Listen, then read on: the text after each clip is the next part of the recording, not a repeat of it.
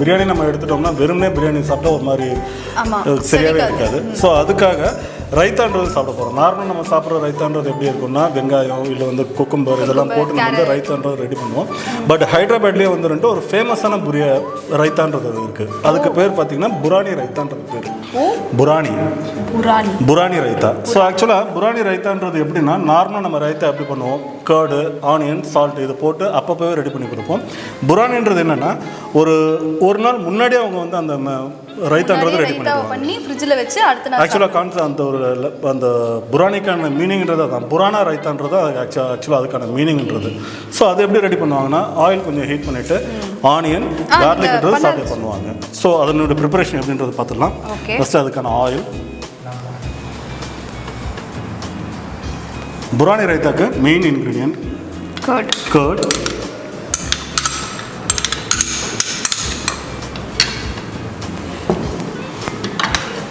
chopped green chilli, salt. Okay. இது நல்லா கொஞ்சம் மிக்ஸ் பண்ணி வச்சுக்க வேண்டியதுதான். இது நார்மல் ரைத்தால நம்ம ஆல்ரெடி பண்ண போறது. ஆனியன் போடலாம் அவ்வளவுதான். இப்போ தவால ஆயில் ஹீட் பண்ணியிருக்கோம். கொஞ்சம் கார்லிக். ரைத்தா பண்ணுறதுக்கே இவ்வளோ பெரிய ப்ரிப்பரேஷனா. இப்போ அந்த ஃப்ளேவர் நமக்கு நல்லாவே தெரியும். அது கூட ஆனியன்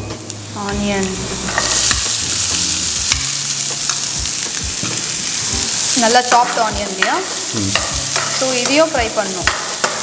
ஸோ எப்படின்னா ஆனியன் வந்து ரொம்ப வதங்கிடக்கூடாது. அந்த அதுக்குள்ள கார்லிக்ன்றது மெஜாரிட்டி ஃப்ளேவர்ன்றதுனால கார்லிக்கும் ப்ரௌன் ஆகிடக்கூடாது. ஓகே. ஸோ கார்லிக் தான் இங்கே மேஜரான ஃபுட்டுக்குன்றது. அந்த டேஸ்டிங் ஃப்ளேவரிங்கே இந்த கார்லிக் தான். சூப்பர். ஸோ ரைத்தாலேயே நிறைய வெரைட்டிஸ் இருக்குது. ஓகே. இது பேர் என்ன சொன்னீங்க? புரானி ரைத்தா. வேற என்னெல்லாம் இருக்குது? குக்கும்பரில் இருக்குது, ஆனியனில் இருக்குது, கேரட் இருக்குது, வெஜிடபிள்ஸ் எல்லாமே மிக்சர் நிறைய வெரைட்டிஸ். சூப்பர். ஸோ உங்களுக்கு இப்போ இந்த ஆனியனுடைய கலர் டெண்டன்சின்றது உங்களுக்கு பார்த்தாலே தெரியும். ஸ்லைட் அந்த கலர்ன்றது மாறி இருக்குது. ஸோ இது வரையும் இருந்தாலே போதும். இதை இப்படியே எடுத்து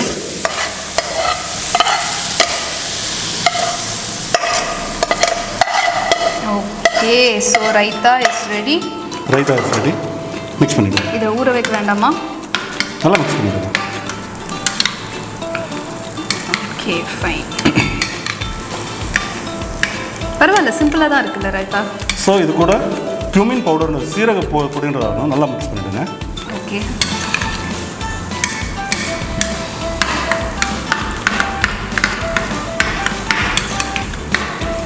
போதுமா?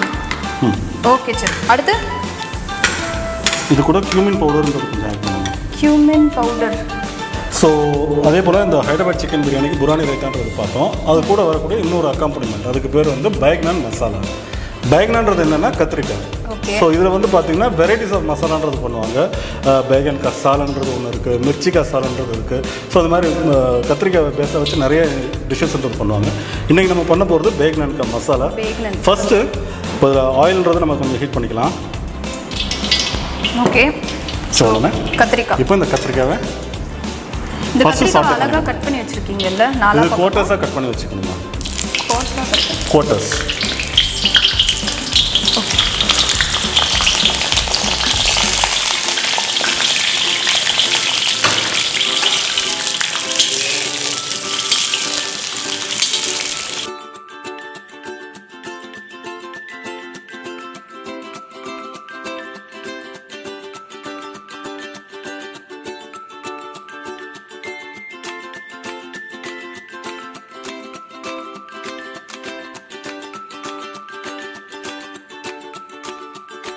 ஸோ கத்திரிக்காய் ரெடி ஆகிடுச்சு. ஸோ இந்த மாதிரி ஒரு கோல்டன் ப்ரௌன் கலரில் வரும்போது எடுத்துடணும். சூப்பர். சேம் அதுக்கப்புறம் மேற்கக்கூடிய சேம் ஆயில்லையே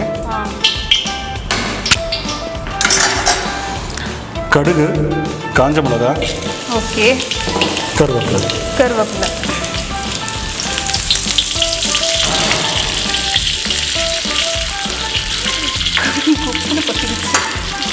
பார்த்துட்டு ரைட்டு ஸோ இப்போ நம்ம இதை ஃப்ரை பண்ணிவிட்டு அதிலே போட்டுருவோமா? அதிலே போட்டுருவோம். ஓகே, ஃப்ரை பண்ணி அதில் போடுங்க. கத்திரிக்காய் இது நம்ம லாஸ்ட்டாக போடுவோம். ஸோ இது வந்து இந்த கிரேவி நம்ம பிரியாணிக்கு மட்டும் தான் சாப்பிட முடியுமா? இந்த சப்பாத்தி புலாவுக்கு இல்லை, சப்பாத்திக்கெலாம் செட் ஆகாது. புலாவுக்கு, பிரியாணிக்கு, வெஜிடபிள் பிரியாணி இந்த மாதிரி பிரியாணி ஐட்டம்லாம் இது நல்லாயிருக்கும்.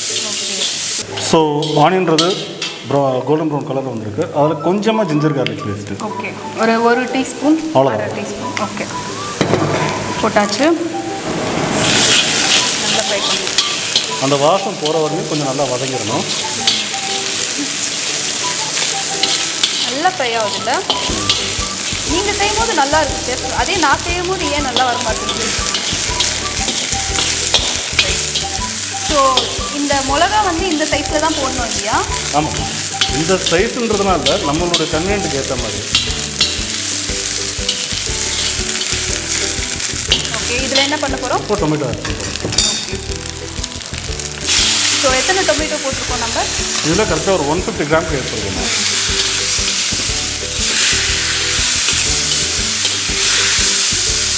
நல்லா ஃப்ரை ஆகணும் இல்லையா? இது கூடவே சால்ட்ன்றது இப்போவே ஆட் பண்ணிக்கலாம். ஸோ டொமேட்டோ வந்து கொஞ்சம் ஃபாஸ்ட்டாக குக் ஆகிடும். ஆமாம். ஸோ நம்ம இதில் பிரிஞ்சாலில் உப்பு போடல இல்லையா? இல்லை இல்லை, இதில் இருக்கிற உப்பே போடணும். இதில் இருக்க உப்பே போடணும். நீங்கள் எந்த ஊர் பக்கம் sir? Mannargudi. Mannargudi. Okay sir. So இப்போது நிறைய இன்ஸ்டியூட் இருக்குது. சென்னை அமிர்தா அப்படிங்கிறது ஒரு ஸ்பெஷலான இன்ஸ்டியூட்னு நம்ம எல்லாருக்கும் தெரியும். ஸோ ஏன் ஸ்டூடெண்ட்ஸ் வந்து இங்கே படிக்கணும் அப்படின்னு நிறைய பேர் நினைக்கிறாங்க. ஒரு சின்ன உதாரணம் தான் சொல்ல வரேன். நாங்கள் படிக்கும் போதெல்லாம் கூட பார்த்துக்கிட்டு இருந்தீங்கன்னா நமக்கான மெனுன்றது லிமிட்டடாக தான் இருக்கும். ஸோ இந்த அளவுக்கு ஒரு வெரைட்டியாக போகுமான்றது கேட்டிங்கன்னா அந்த மாதிரிலாம் எதுவுமே கிடையவே கிடையாது. ஸோ ஒரு கம்பைண்டாக தான் வந்துகிட்டே இருக்கும். மோஸ்ட் ஆஃப் த திங் இங்கே பிளேஸ்மெண்ட்டுக்கு தாராளமாக வரலாம். இப்போ நாங்கள் படிக்கும் போதெல்லாம் கூட ட்ரைனிங்ன்றது வந்து அவங்க அரேஞ்ச் பண்ணி கொடுத்தாங்களே தவிர பிளேஸ்மெண்ட்ன்றது எங்கேயுமே கிடையாது. ஸோ அது ஒரு 100% கேரண்டி இங்கே நம்ம கொடுக்குறதுனால பசங்களுக்கு படிக்கும்போது அவங்களுக்கு அந்த வேலை வாய்ப்பு உத்தரவாதம் கொடுத்து நம்ம உள்ள என்ட்ரி கொடுக்கணும். 100% பிளேஸ்மெண்ட் வந்து 100% கேரண்டி. இது எந்த இன்ஸ்டியூட்டாலும் கொடுக்க முடியாது. Super super. எந்த மாதிரியான ஹோட்டல்ஸ்லாம் இப்போ உங்களோட ஸ்டூடெண்ட்ஸ்? லீடிங் 5 ஸ்டார் ஹோட்டல்ஸ்மா, லீடிங் 5 ஸ்டார் ஹோட்டல்ஸ் தான் ஒர்க் பண்ணிகிட்டு இருக்காங்க. மினிமம் வந்து பார்த்தீங்கன்னா 10,000ன்றது இப்போதைக்கான மினிமம் சேலரிலேருந்து போய்கிட்டே இருக்குது. ஸோ அவங்களோட பர்ஃபார்மன்ஸை பொறுத்தவரையும் அவங்களுக்கான சேலரி ஹைக்குன்றது அதிகமாக போய்கிட்டே இருக்குது. ஸோ ஸ்டூடெண்ட்ஸ் பொறுத்தவரையும் அந்த ஒரு சேலரி ஏர்னிங்ன்றது அவங்க படிச்சுக்கிட்டு இருக்கும்போது பார்ப்பாங்க, படித்து முடிச்சதுக்கப்புறமும் பார்க்குறதுனால எல்லா ஸ்டூடெண்ட்ஸுமே நிறையவே இன்ட்ரெஸ்டோடவே இருக்கிறாங்க. ஸோ இங்கே வந்து ஜாயின் பண்ணி படிக்கும்போது வேலை வாய்ப்பு இருக்குன்றதுனால அந்த ஒரு கேரண்டிக்காகவே தாராளமாக வந்து படிக்கணும். சூப்பர். ஸோ அப்போ எல்லாருமே வந்து படிக்கலாம் இல்லையா? எப்படி பேசிக் ஃபீஸ் ஸ்ட்ரக்சர் என்ன மாதிரி ரேஞ்சிலேருந்து ஆரம்பிக்கும்? ஸோ மற்ற இடங்களை கம்பேர் பண்ணுறதை விட நமக்கு ஃபீஸ் ஸ்ட்ரக்சர்ன்றது ஓவராலில் நல்லா கம்மியான விஷயங்களுக்கு அந்த லிமிட்டட் அந்த ஹையர் எண்டுன்றது இல்லாமல் எல்லா தரப்பு மக்களும் வந்து படிப்பாங்க. பேசிக் அவங்களுக்கு என்ன தேவை இருக்கோ அந்த ஃபீஸ் ஸ்ட்ரக்சருக்கு ஏற்ற மாதிரியே அந்த ஸ்டூடெண்ட்ஸ்க்கு நம்ம கொடுத்துக்கிட்டு இருக்கிறோம். ஸோ இதிலே வந்து 2 MBA இருக்குது, டிகிரி கோர்சஸ் இருக்குது, IPD இருக்குது, கிராஃப் கோர்ஸ்ன்றது இருக்குது. இந்த 10th ஃபெயில் ஆகிட்டு இருப்பாங்க. ஸோ அவங்கள என்ன பண்ணுவாங்கன்றதுலாம் தெரியாது. ஸோ அவங்களுக்காகவே அந்த கிராஃப் கோர்ஸ் 1 இயர்ன்றதுலாம் இருக்குது. ஸோ அவங்களுக்கு வந்து ஒரு லைஃப்ன்றது நம்ம இந்த இடத்துல கொடுக்குறதுனால ஃபீஸ் மற்ற இடங்களை கம்பேர் பண்ணுறதுல இந்த இடங்களை கம்மியாகவே நம்ம பண்ணிட்டு இருக்கோம். ஸோ அப்போ எல்லாருமே வந்து ஜாயின் பண்ணிடலாம். எல்லாருமே ஜாயின் பண்ணலாம். டெஃபினெட்லி. அண்ட் நீங்கள் வந்து இப்போ எப்படி கிளாஸஸ் போயிட்டு இருக்கு உங்களுக்கு? ஆன்லைன் கிளாஸஸா இல்லை நீங்கள்? இப்போ நமக்கு அந்த லாக்டவுன்றது நம்ம கொடுத்துருக்கிறதுனால எல்லாமே ஆன்லைன்றது போயிட்டு இருக்கு. அண்ட் ஆஸ் வெல் அஸ் நமக்கு ப்ரொடக்ஷன் ப்ராக்டிகல்ஸ் கூட நம்ம வந்து ஆன்லைன்லேயே நம்ம கொடுத்துக்கிட்டு இருக்கோம். ஆன்லைன்லேயே ப்ராக்டிஸ். Super, great. நமக்கு ரெடி ஆகிட்டு இருக்கு. இப்போ இதில் chilli powder 1 spoon, 1 spoon. Okay. Turmeric powder 1 spoon, coriander powder 1 spoon. 1 spoon. Okay. Salt already நம்ம போட்டாச்சு, ஆல்ரெடி ஆட் பண்ணியிருக்கனால இப்போ நம்ம இப்படியே பண்ணோம்னா பர்ன் ஆகிற ஸ்மெல்ன்றது வரும். ஸோ லைட்டாக வாட்டர்ன்றது ஸ்ப்ரிங்கிள் பண்ணிக்க வேண்டியது தான்.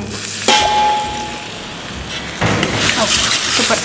ஸோ இப்போ அந்த ஒரு கிரேவி ஃப்ளேவர் நமக்கு வருது இல்லையா? அது போட்டதுக்கப்புறம் கலர் எல்லாம் மிக்ஸ் ஆகிட்டு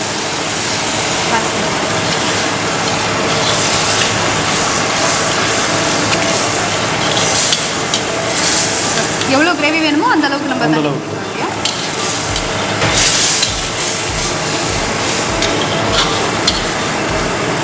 எவ்வளோ நேரம் ஆகணும்? இது ஒரு 10 மினிட்ஸ்க்கான ப்ராசஸிங் இருக்குது.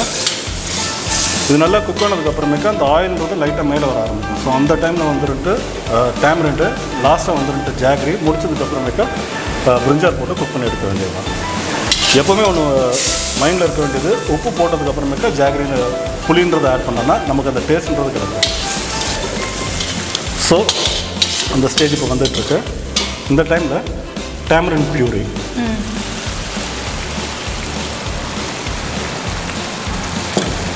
ஓகே.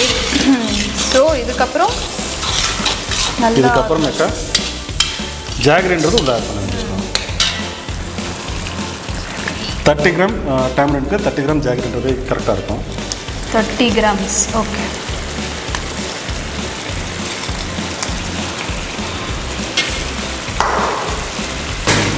இப்போ ஜாகரி இல்லைன்னா சுகர் ஆட் பண்ணலாமா? சுகர் ஆட் பண்ணலாம்.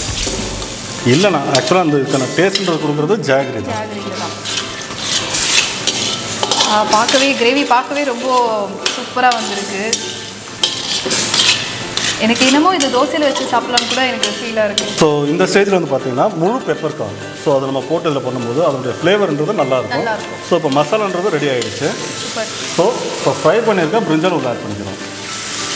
அப்படியே பிரிஞ்சால் நல்லா அதுலேயே குக் பண்ணிட வேண்டியது. ஆல்ரெடி குக் ஆகியிருக்கு, இன்னும் நல்லா குக் ஆக வச்சுக்க வேண்டியது. ஒரு 2 மினிட்ஸ் குக் பண்ணாலே போதும்.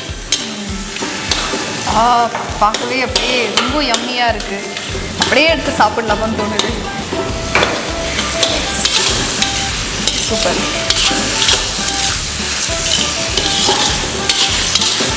எல்லாமே அந்த ரேஷியோ தான் மேட்டர்ஸ் இல்லையா? அந்த கரெக்டான ரேஷியோவில் போட்டோம்னா நமக்கு கரெக்டான பக்கம். பைகன் மசாலா ரெடி ஆகிடுச்சு. ஃபைனலாக இந்த கொத்தமல்லி, கொரியாண்டர் லீஃபை மேலே தூவிட்டு இறக்கிட வேண்டியது தான்.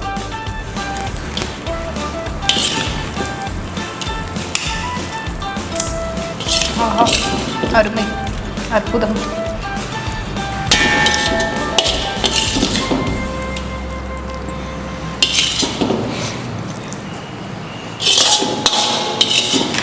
ஐ திங்க் இதெல்லாம் 7 ஸ்டார் ஹோட்டலில் தான் கிடைக்கும்னு நினைக்கிறேன், இல்லை? So baingan masala ready.